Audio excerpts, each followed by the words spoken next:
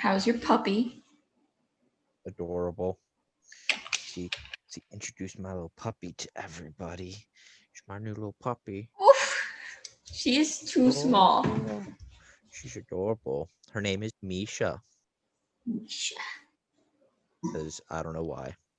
Yeah, I was wondering where you got that from. I don't know why, but like when mom and dad first brought her home, I'm like looking at her and I'm like, I don't know. I keep getting this like weird set, like that kind of sound, like Mishi or something weird was just in my head. And I was thinking of other names like Abby, because I was thinking more so like Abby from NCIS. Mm-hmm. I was like, oh, she's a little female puppy dog, but I'm going to get a collar and stuff like that. So I was like, I'll call her Abby. And then mom reminded me that I have a cousin with a daughter named Abby and all other stuff like that. There's a few too many Abbies in the family already. Yeah. And I just was like, I got to come up with a name. And I couldn't think of anything. And I'm like, I could name it after her after a character or something. But I'm like, too much work. Okay. So Misha. Misha. Her current title she's earned is Slayer of Leaves. I was told Destroyer of Leaves. Destroyer, Vanquisher. It's all interchangeable. Welcome to Another Turning. I'm Jesse, and my brother Ben and I are on a quest to inform everyone about the upcoming Amazon adaptation of Wheel of Time, our hopes, our fears, and our grand opinion. Follow along as we revisit some of the history of the series' path to the screen and predict what is yet to come. Welcome to the next episode of Another Turning.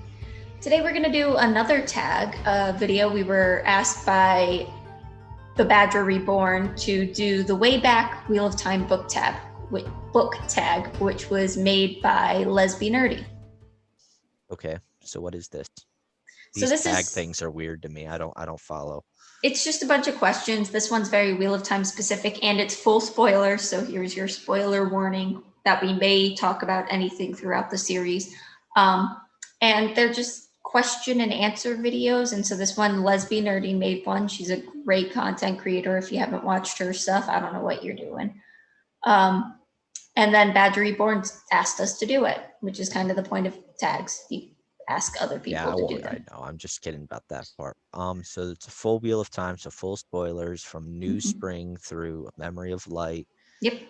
To include the companion. If it's relevant. I'm joking. I have no clue, but might as well just put it all out there. All right. So the first question here is who were your favorite and least favorite couple in the Wheel of Time? Couple. Couple. Favorite and least favorite. My favorite couple. I don't want to go to the obvious one. Just want to pick a somewhat, and let's see if I can remember names properly. It would be the Amis, Ruark, and Leanne. what's the name? Is it Leanne? That trio. I know it's not a couple, but I think it's just that's probably I'm picking for my favorite. They have a good vibe. Let me think. Yeah, I mean, there's like obvious ones. I think just about every video of this I've seen has said either Lan and Nynaeve or Rand and either Min or Avienda, depending on which one they prefer. But and I don't know. Oof. You would think I would have answers for these already. Maybe Perrin and Fael. I actually really like 85% of their relationship, which is pretty good for Robert Jordan and his things. And I can also toss out another odd one that nobody would think of is a good one is Tom and Dana for a favorite relationship. That always gave me weird vibes. It's weird, but from Tom's point of view in that it's the only, at least early on, that I would say is the first time we see like true love and grief, like in comparison like that. Can I go with if we're throwing out really weird ones? I mean, one I always liked Morghese and Gareth. I'm really upset that like everything went down between them. And can I go with Tam and Carrie then? Does that count? The Althors? I mean, from what we know, That is a Actually, good one. any of the Emmons Field couples, like Marin and Brandel and Alvear, go with the Luhans. Ooh, definitely the Luhans. You know what? That's my favorite. Well, then if we're gonna go for least favorite, it has to be The is it Congers, Daisy, nah, yeah, Daisy Conger and and Wit, I think. and Oh, Wit. they God, that's probably the least favorite. talk about No, but toxic. I'm trying to think. Depends on what I you call a couple. I'm I probably am one of the few out there that I don't think there are any couples that I really dislike. Yeah, like I I've said, it kind of depends on what you define as a couple. I mean, like, if you count Elida and that Aes Sedai she was hooking up with, I don't like them. That's another really well, awful toxic see, they never relationship. really became a couple again, Yeah. from my opinion in the book. And I mean, obviously, from people's commentaries, I've started to understand why they're disliked. But some of the couples in the book, I personally don't dislike them. Like everybody will complain I about the think whole Moiraine and Tom thing, like coming out of nowhere. And I can agree that it kind of does in some ways, but I still think it's fine. Um, yeah, I mean, I don't like see, and some of it is like the nuance of it. Like I like Gowan and Egwene at the beginning. I don't like them at the end. I don't think they should stay together. Gallon and Berylane was one that like I could see the potential there, but it was very insta, like they saw each other and were in love, and I'm like, but it was the only one that was like full on the like fairy tale level of they saw each other and they fell in love. yeah, And it that's was kind probably of the cute. worst. It was at the end of the series and I didn't mind it actually because of their personality. Well, not It's not and even their personality; they're just pretty. And Robert Jordan was like, well, if they're pretty, they should be together. but I thought it was fine from Bear Berlane's point of view of it is because it was kind of nice that it was like, yeah, she fell for the guy because he was hot, but the fact that the way she's been the whole time, it was kind of a weird, funny, weird thing for me that I was fine with it. And it's not like they were a full on couple by the end of the series. It was implied that they were going to be. Yeah. I don't know. I feel like there's some that like have potential. Like I don't care for Matt and Tuon. I don't care for them being in love because it doesn't really make sense to me. But like But them it like married because of convenience, totally for it. the love part of it was growing. I actually enjoy. I am a sucker for the forced to be married for some reason, but being able to accept it and it grows into love concept. So you want to read a bunch of Regency marriage of convenience I love never said stories, I want to romances? purposely read it, but I can enjoy the concept because Mhm. when they're a side story to a main story, I've seen it a couple of times. You hear about it is like usually in some fantasy, it's like, hey, me and your mother were arranged marriage, but we grew to love each other. And Yeah. I can accept that because it's when you're talking about fantasy is a lot of times is the medieval historically arranged marriages all the time because of political reasons. And it's Mhm. nice that in all the times that you see that it's a bad thing, it's nice that there are some people who fall in love even in those situations, is what I mean. Yeah.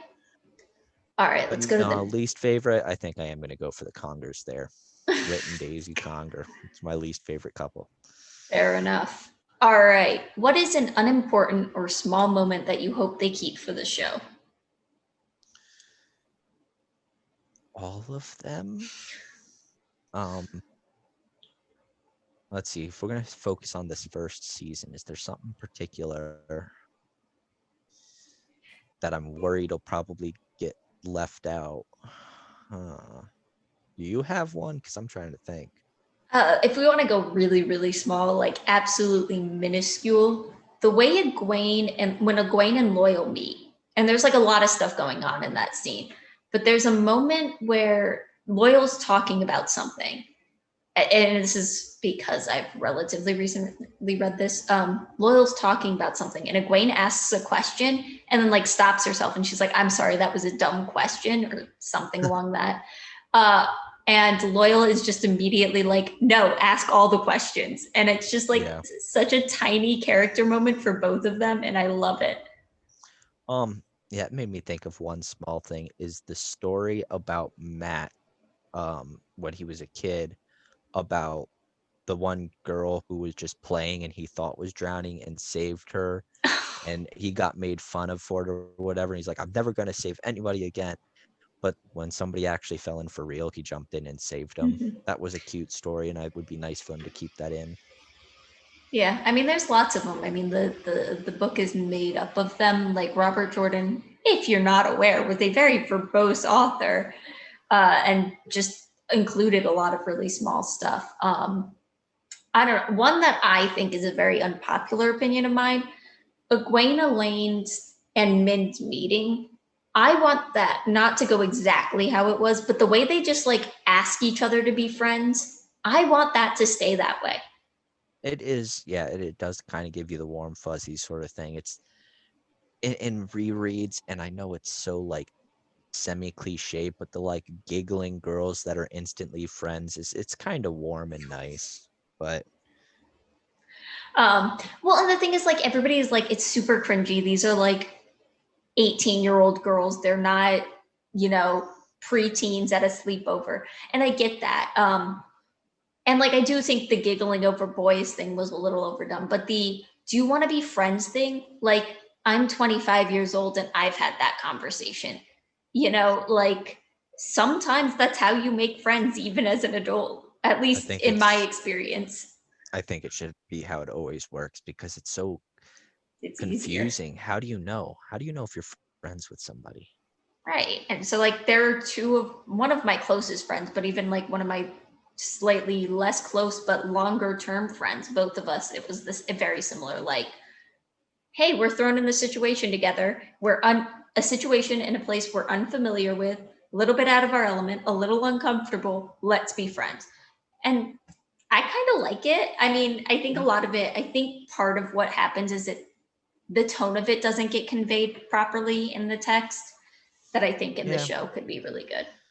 but no, I mean I said it jokingly, everything, but like you said, Robert Jordan is very verbose writer, and it's all the little small things that the more they can have because it's the stuff that it might not be noticed the first time they watch the show. For Mhm. the readers, they'll be like, oh, did you see that? That's part of the reason. But I love that. also it's like it's the little details that if you do notice it, you're like, oh, that was cute or that was sweet or And it's the whatever kind it of is. thing And that really builds the character. it's also what makes a world feel real. It's the small things, Yeah, I it think. really So, is. Let me get but to. Okay, what is your favorite funny moments from the books? um my personal favorite chuckle, and it'll always be this, is the Egwene Rand breakup scene. It's so, you want to talk about sounds like preteens. That whole thing But is so. it's not the actual breakup. It's the getting the thought of both characters afterwards and them being very similar and almost Rand identical, and handled that very well. it's hilarious. It's first of all the concept of it's like they both were in the same spot where it's like, oh my gosh, I didn't want to say it first because I was worried I was going to hurt you, and they're both happy about it. I don't think, I assume it was supposed to be kind of comical. There's no other reason to write it that way almost. But that's probably my favorite funny I moment. really certainly hope he wasn't writing it sincerely. But and it felt so truthful in a way. Like, Mhm.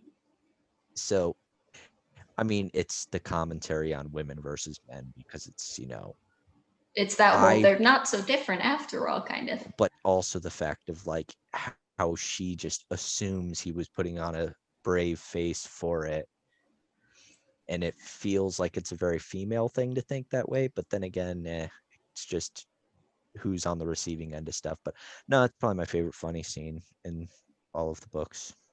I'm a big fan of the Aiel humor throughout the thing, mostly Oh, because it's really not that hard to understand Aiel humor. So the fact that none of the characters get it, they're all like, what is this bizarre form of humor? And I'm like, it's just dry humor. Like, it's it's making also the fun of your con friends. yeah, about to say, it just makes me think of Best Friends, how it's like always making fun of each other. Yeah.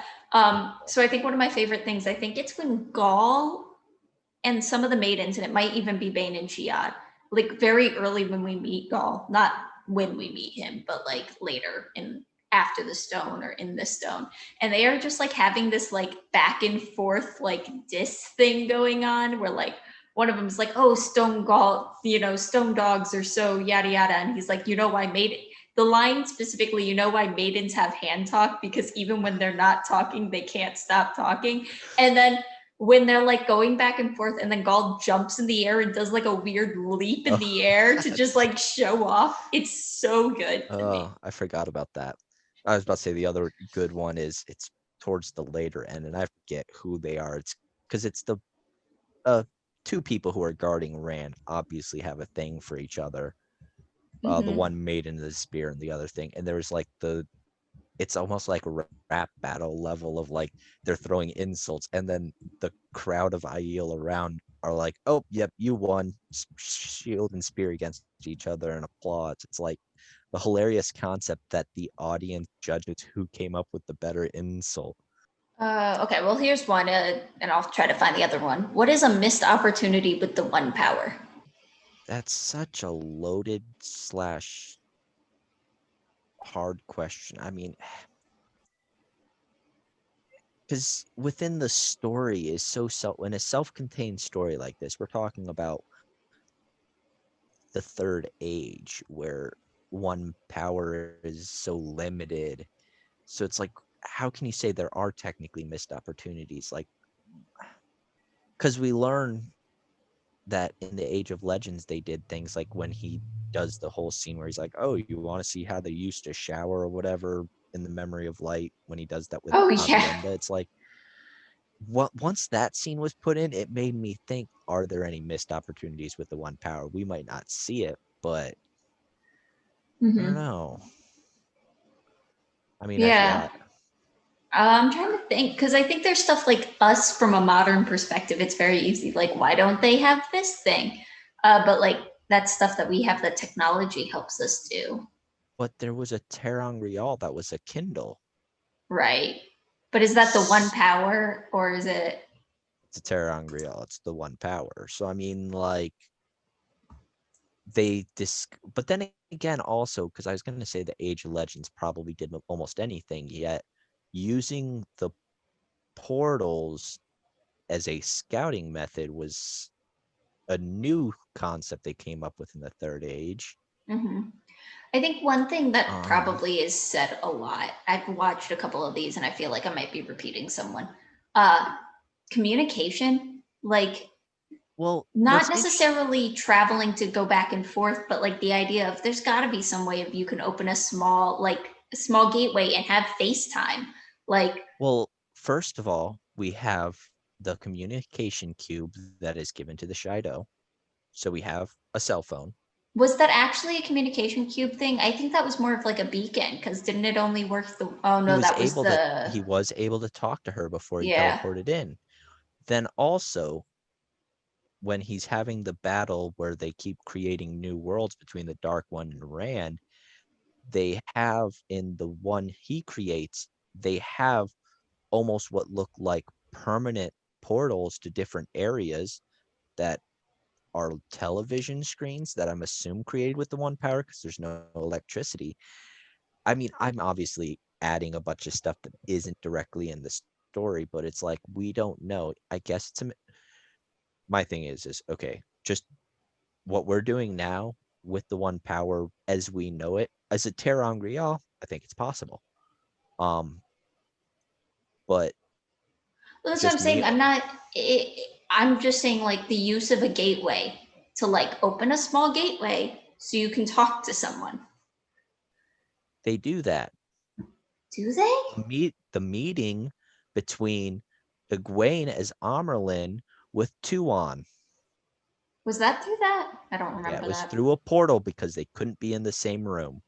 Interesting. So Yeah, that's what I'm I trying mean. to It's like, think. But I feel like there's other, I don't know. I feel like it's hard to know because like the limitations of what can and can't be done. Was it never done well, because it that's the other couldn't be thing done? is how much like they talk about supposedly there was people who able to fly, and obviously we learned that flying in the Age of Legends was with machines, But we so to don't know speak. that. We don't know that they didn't have weaves to fly too. Well, yeah, and that's it's always the assumption is how much control do you actually have over the power, and we never learn about the concept of discovering new weaves. Everything we see is they're using an established weave in a new way, like the portals in different ways to do the scouting. But But they we do. do, well, so like it depends on what you mean by new weave. I mean, like Nynaeve's healing is new. Yeah, Um, exactly. We get told things like this, but what goes about creating a new weave? What are there limitations? Is it the concept how I like to think about it is you have the four elements and it's like the building blocks, and as long as you find the right formula, the right combination of the elements, you can do anything. yeah. I think my issue, missed opportunities aren't so much things that the magic didn't use, it's things the magic did do that they just didn't use that often. So even the one I was talking about with the gateways to talk, they only ever do that once. Or things like using the one power to heat a room. Rand does that literally once. Obviously, you can't do it all the time because there's risks involved, but like it's just and it feels like there's a lot of opportunities for things that they just don't use that often. I I guess could is see that. more I don't know. missed. I mean, I just want to argue these points because the communication one at least is because that requires too much planning ahead of time to do. I feel like it does. I mean, like it does require some planning, but like if you make it a But regular thing, like I was going to say to go off of that, you could have similar to how you have the rooms that Rand sets up that these are where I'm going to teleport into. You you could just have this uh, going off the whole concept of almost like a magic mirror, but you can have like a frame on a wall and be like, this is my communication spot. I'm going to open a portal right here that connects to a spot just like it here and hope somebody's there to talk. right. But it would be so. I mean, given the position most of the characters end up in, it wouldn't be hard to have a servant watch that and like you know. Well, you haven't read the Stormlight Archive, but Nope.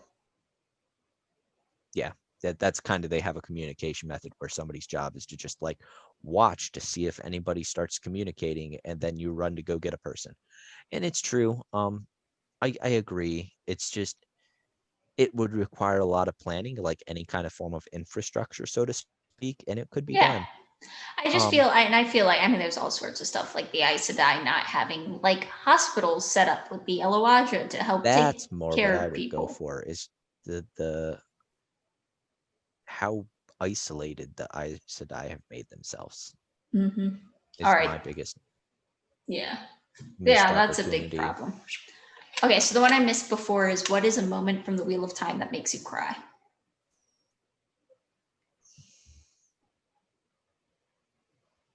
I mean, there's the whole my husband rides for Tarwin's Gap. Will he ride alone scene? But that makes everybody cry, so it doesn't count.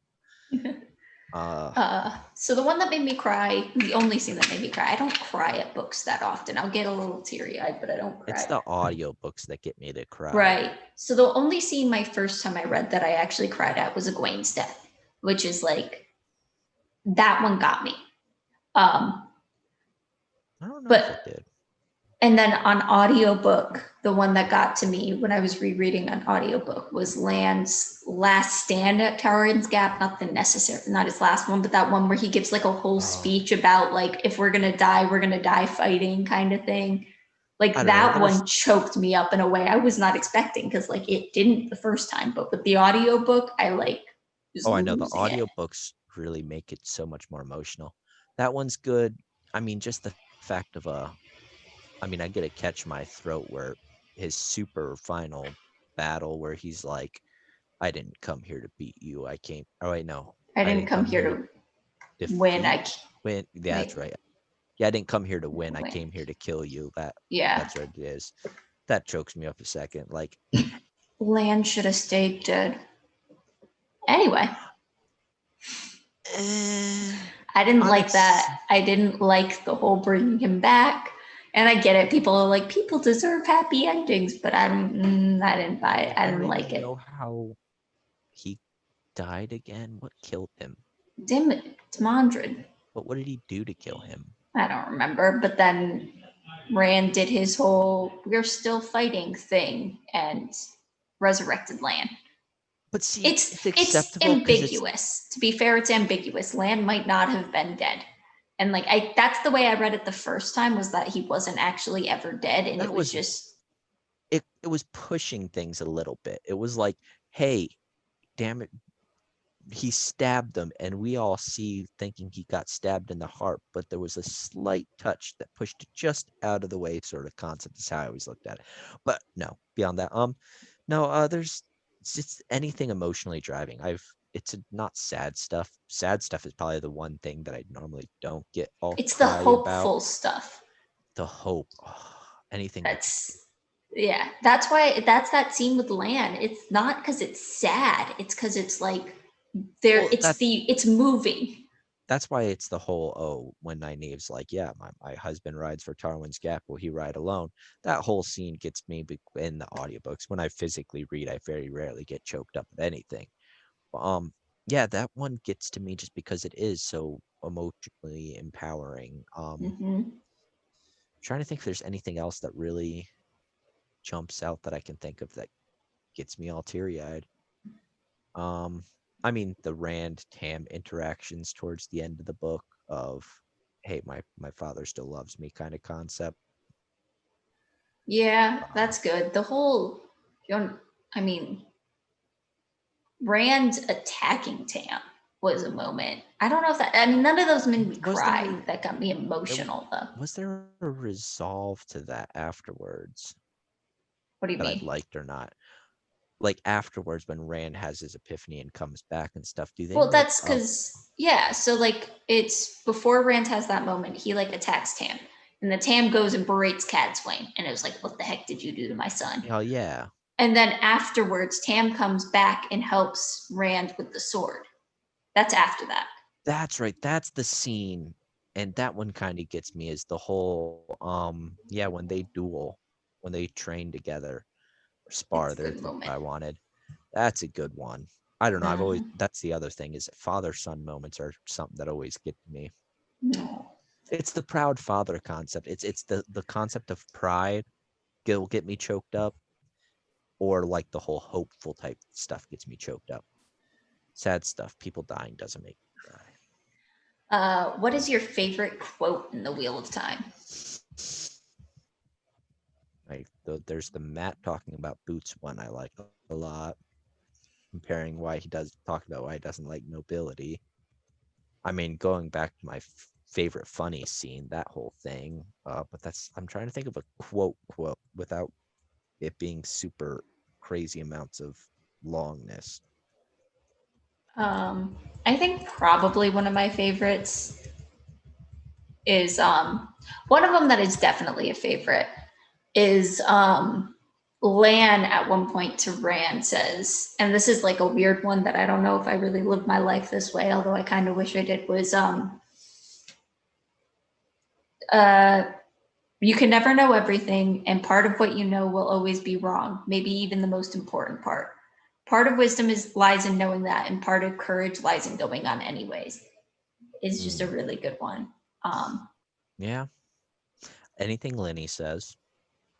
Lenny has some great things. My favorite is her, at my age, if I make it up, it's still an old saying. Yes. Mortis is like, you just made that one up. And she's like, yeah, and. I mean, that's why the coolest thing in the companion, I think there's just a list of the Lenny sayings. Good. They're all good. Quotes. The one you said is good. I'm so bad with this because, like, I have a very good memory for what happens in the Wheel of Time, but like specifics and details, I'm like. I did. Well, my second read through of Wheel of Time, I like went through and wrote down all the quotes that were good, and so I have a document that's like, here are some great Wheel of Time quotes. That's why I know some of them. I see. So you can just have Wheel of Time themed motivational posters everywhere. That's what I'm gonna do. New business idea. Very Uh, specific Wheel of Time motivation quotes. Gosh, I'm trying to think of good ones. I can't remember if there's any specific quote that is said, because I'm thinking of the whole scene with Perrin's conclusion with what's his name? Slayer? Oh, the wolf Oh, dude. Rom? Oh, Elias. Not Elias, the other wolf dude. Oh, the wild one? Yeah. No. No, I don't know if there's any line that kind of encapsulates the whole choice he made. I mean, there's the line from Moiraine forever ago when he's like, there's no part of a man left in him. But the Yeah. conclusion to that, if there's an actual line that kind I of, don't think so. no, But I don't know. Probably not, because it was probably like the wolf communication thing. potentially. Because I know there is some, because he like forces Noel to like say, yeah, I am who you think I am, but I don't know. Hmm. Yeah. I like Matt's I'm a farm boy gambler, whatever, and I'm here to take control of your bloody army. That's a good one. Ooh, that is a good one. Dang, I'm bad with quotes. Apparently. You got one. You got the I didn't come here to win, I came here to kill you. That's your one quote. Well, I know, but most of the things I can think of is like I can think of full conversations, but I don't know if any part of it would qualify as a good quote. I'm trying to think of what it was when he confronts the sea folk people.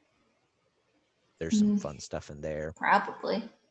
I like Rand's whole thing at the end that it's not about me. I like that part. That's a good one. like monologue. It's about all of us. Yeah, which is a very good quote. All right. Yeah. All right. Next one is who is your favorite side character besides Baron? I wouldn't have even chosen Baron. Right? I mean, Baron's great, but she's not the best. See, this is bad because I've thought too much about my favorite tertiary characters in the past few rereads I've done. So you're like not sure on those secondary ones.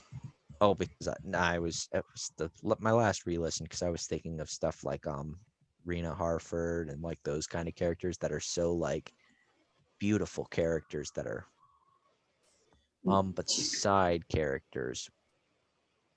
What are we classifying as main characters? I don't know. Is Min a main character or Yes, side character? I would say Min is a main character.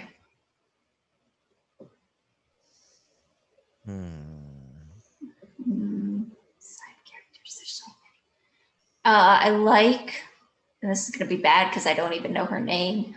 The Red Aja, not the Red Aja. The one, there's Pavara, and she has her one friend that's in the White Aja, I think, or maybe the Gray. Who starts the hunt? Yeah, that helps her with the hunt for the Black Aja. I really like her. Well, she was the start of the hunt and goes to Pavara and asks for Pavara's help. Yeah. I like What her. is her name? It God. starts with an S. It's one of the thousands of. It's like Sienna or Sian or Seni or. Satala Anan. She's probably one of my favorites. She's probably my favorite. If we're going like really, really small bit parts, I love Laris from the White Tower Kitchens. Oof. See, I don't know. This is the whole like my definition is because my main characters would be the Emmonsfield Five, and then side characters would be like Min and stuff, and then everybody else is tertiary at that point. Yeah, side character is kind of a nebulous one. I feel like the Emmonsfield Five, and then like the Wonder Girls, so that's like Elaine, and then Min, Avienda would probably be there, Moraine, Tom, Lan. Those would probably be the main characters. The core group, yeah, I know. Our adventurers. I mean, Fael would be considered a side character, though. I don't know. Like Fael, really, when you compare her to like Min or Elaine, gets not a lot of. I mean, she gets a lot of. No, I would say Fael's a main character. Well, and then you have like Loyal. Is he a main character or side? That's what I was wondering, because if he's a side character, then Loyal would be my favorite. I think I'm definitely leaning towards Satala as well as maybe Aludra. Ooh, Eludra's great. Maybe Tuon. Tuon's a well-written character. I don't like her. I like her as a character. I like her a lot. I mean, me and you have had disagreements, but It's hard to like somebody that believes in slavery. I know, but I know she has bad things about her, but it doesn't mean she's not somebody I like as a character. Right, that's what I mean. Yeah. Yeah, I don't know. If I had, okay, picking one favorite, if loyal counts, it's loyal. If loyal doesn't count, probably Sion, whatever her name is, the gray Aja, white Aja that starts the hunt. I don't even see, that sounds like a dumb favorite character when I can't even like tell you any detail about her, but I like her. Well, and except I did remember his name. It's Sinestra is the green man, but I was gonna say it'd be like Sinestra is great. Sinestra. No, I'm going with Satella Anan. She's I think my favorite side character. She puts up with so much. Both her and Eludra deal with so much from Matt. You know, if they consider Varen a side character, then I think Loyal probably no, counts. I don't know. I would put Loyal and Baron on about the same level as far as like main characterness. But because I mean, I would put Bella and Loyal on the same level as main characterness. So I hate Bella. I hate her. I just don't get it. Like the Narg thing, I at least kind of get. Like I don't totally get it, but I at least kind of get it because he's this weird anomaly. Bella isn't that special, y'all. I kind of understand it, and I just more enjoy it as the meme. How do you not get it? We're talking about this little horse that has survived through everything. Yeah, so did Mandarb. Like, Bella isn't that special. Mandarb is a giant warhorse. Bella is a pony. Yeah, I don't. That's part of the reason. It'd be like a kitten surviving versus a lion. All right. So this is one I don't know that I have an answer for, but it's what is a theory you had while reading that turned out to be wrong? And I wouldn't be surprised if you didn't have an answer either.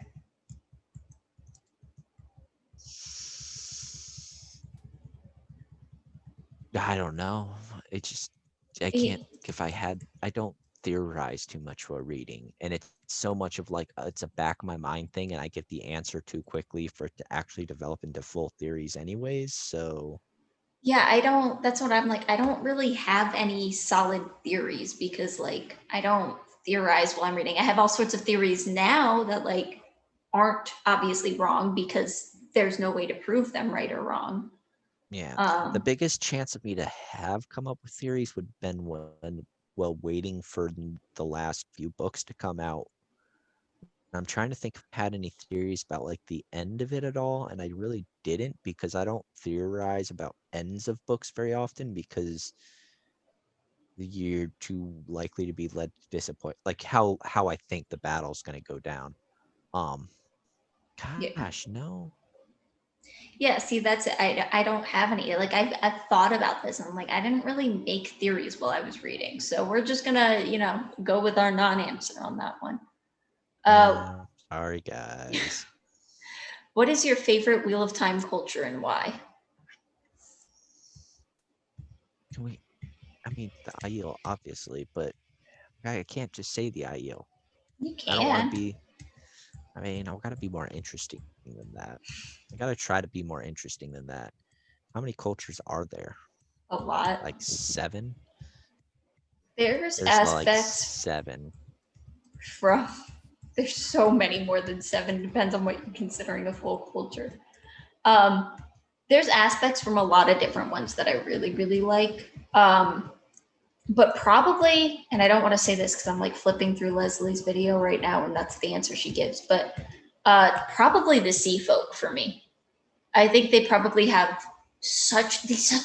First off, I think the fan hate of the sea folk is completely unwarranted. There's hate for the sea folk? People don't like the sea folk. I mean, it's because they get tied up with Elaine's plot, and everybody hates Elaine's plot, so they're like, well, we're just gonna say we hate the sea folk too. It's a whole. But I just think their culture is so fascinating. I think it's so interesting that they're entire culture is so hierarchical that they built it into their marriage ceremonies. True, there is that I think concept. the fact that like they born, live, die at sea is like Well- completely wild to me. Well, then connected with that is what are the name of the people who live on the The Maya. are they a separate culture or a subset, the sea folk culture? I would say they're separate because like Okay, because I was going to say if you include them in, that makes the sea folk culture even more interesting because they're a culture that I would like to know more of, because I find them extremely interesting.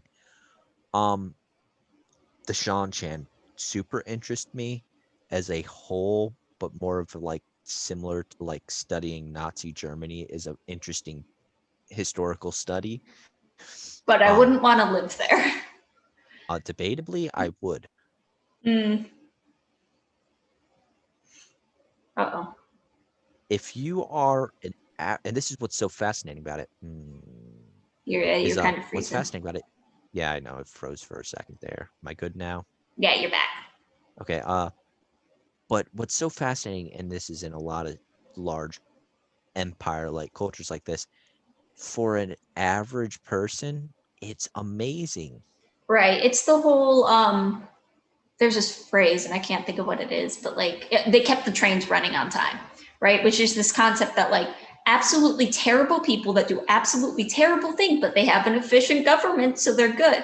And that's like something that the series explores, right? With the Agiana, and she like talks about like, well, the poor are all fed, nobody has to beg here, and things like that, which is like, yeah, if you're not a channeler, your life's fine.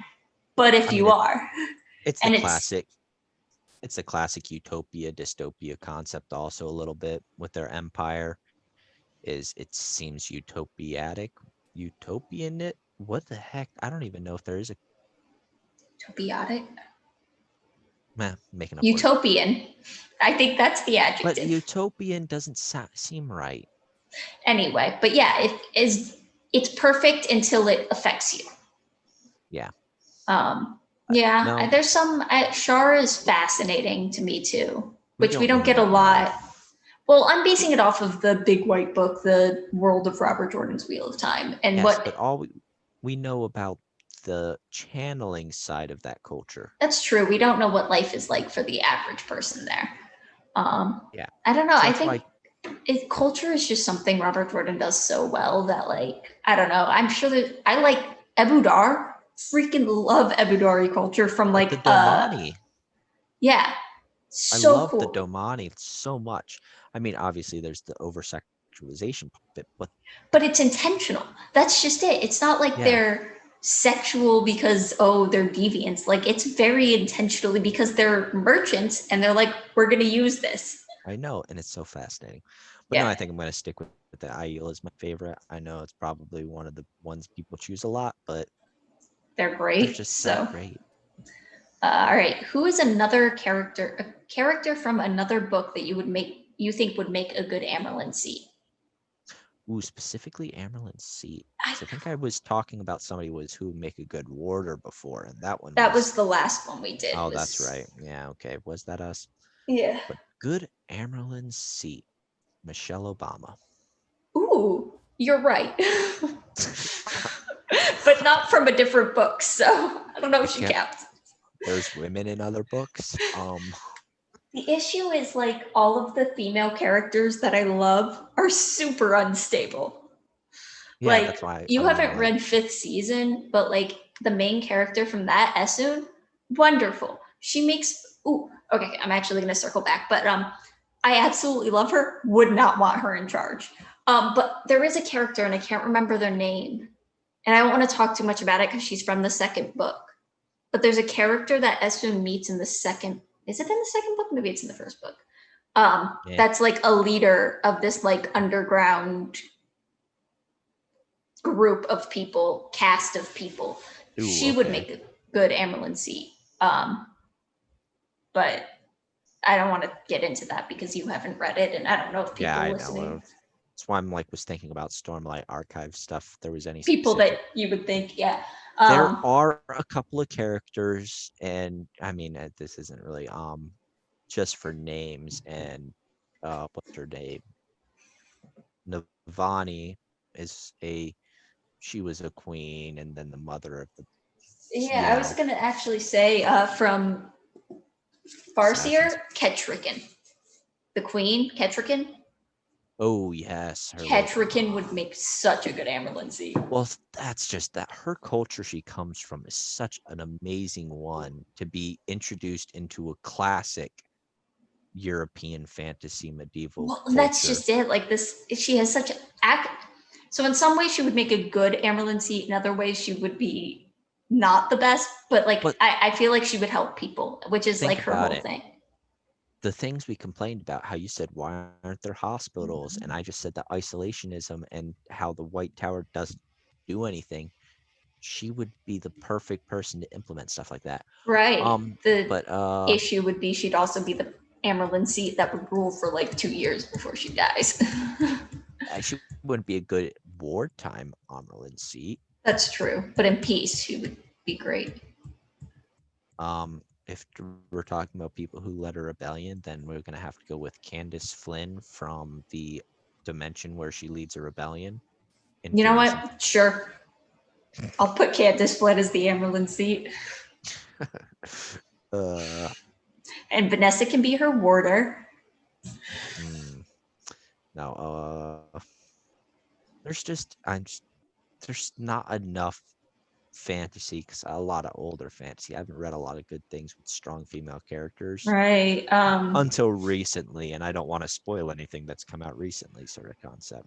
Right. I mean, like I have, but like I said, all the female characters I love are absolutely insane and should not be put in charge. Like I really love a character that's independent, that is taking care of themselves, and maybe they have small people, but like that character that's not in charge. So like I don't have too many characters I could draw from. This is the funny thing. When you think of who would make a good leader, like an Amerlin or a king or a queen, and then you think of your favorite characters, which we'll say are main characters. Good main characters would make horrible rulers. Not always. You can have good rulers that make good main characters. They're just not the ones I'm drawn to.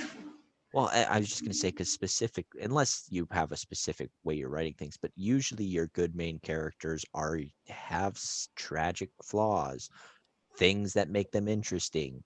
So what you would true good leaders? No, those wonderful, horrible flaws my favorite main characters have would make me never want to see them in charge of anything. Yeah. Like right now, I'm reading the Lady Trent series, which is female driven. Lady Trent would hate to be Amerlin's seat, but also would not be good at it. It's funny. This whole series, I absolutely love it and would highly recommend it if you want a good like fantasy dragon science kind of thing. Anyway, it's great. But her whole thing throughout it is like she hates politics and she wants to stay out of politics, but she keeps being dragged into politics because science and politics go hand in hand way too often, and it's very well done.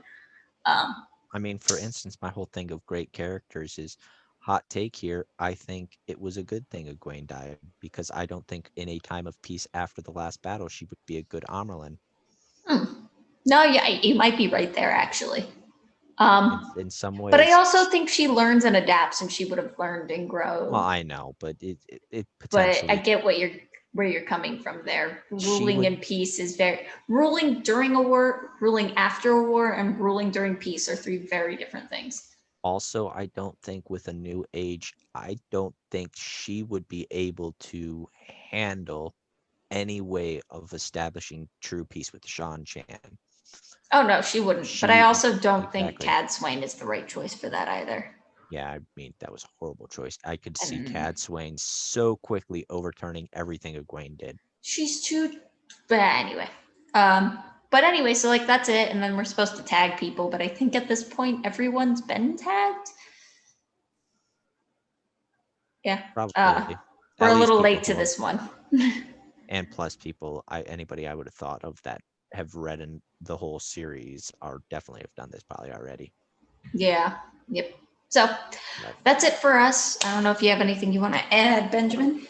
No, no. I'm tired for some reason. I don't know.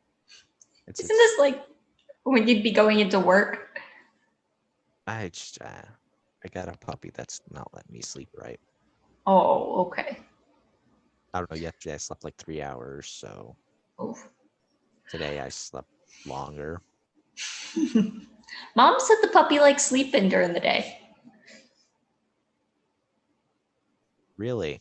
Maybe I misunderstood. She just said Well, she talked about not necessarily making her sleep in the crate or something because she'll just curl up in that chair and sleep.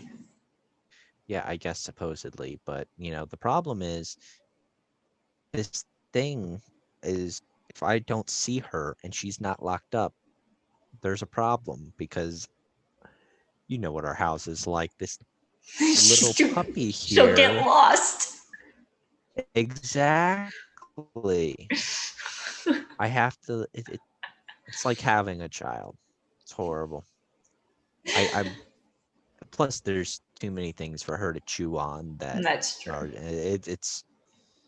I mean, she has surprisingly been laying here. She's was gonna take her outside again, but she's been for the last hour before we started recording, and this whole time we're recording, she's just chilling, which is surprising. But Well, that's good. All right. So you can find us Twitter. We're on YouTube and the podcast. Wherever you're listening to this, we're also on the other one. yes, wow, I'm like, I don't know. All right. Ben needs to go to bed. I don't know if that's I need to go to bed, but it's like coming down with something actually is what I'm worried about too. 'Cause I got a headache, my like all of a sudden like pain around my eye. It's weird. I think I might have a slight sinus infection or something right now. Oh, That's I coming hope on not. potentially. I don't know. Hey, if I have a fever, I get to go home from work. So when I work, That's not a good thing. I don't Anyway, need money, right? All right. No, yeah, find us all the places you can find us. there will be links in the description, and we also have a Discord, Patreon, whatever. And we're gonna send Ben to bed, so we'll see you the next time the wheel turns.